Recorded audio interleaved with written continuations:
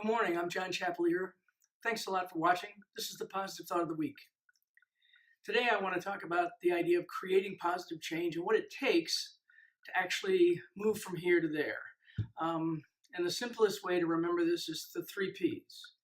You have to practice, you have to be persistent, and you have to have patience. The idea is that you have to practice, of course, because that's how you get to Carnegie Hall. Practice, practice, practice. But if you're not practicing what you want to create in the way of change, if you're not becoming, you will never be. If you don't practice, change will not occur. That's where willingness comes in the Daily Six. So we have to practice to make things more permanent. And then we have to be persistent in that practice because it is consistent behavior. Small changes practiced consistently, creating dramatic results that bring about a movement towards positive change. And you have to keep that in mind. So when we practice, we also have to be persistent.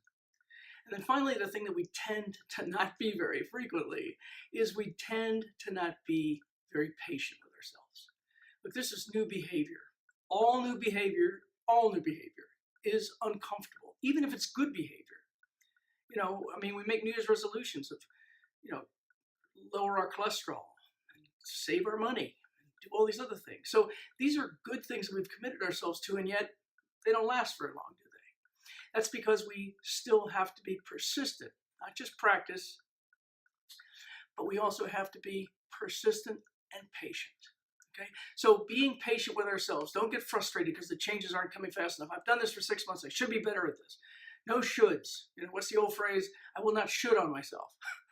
So don't do that. You will move forward at the pace that you will be moving forward, and don't measure your success against anyone else's. Okay? So practice, persistence, and patience. And when you add all those three together, you get to move from where you are to where you want to be.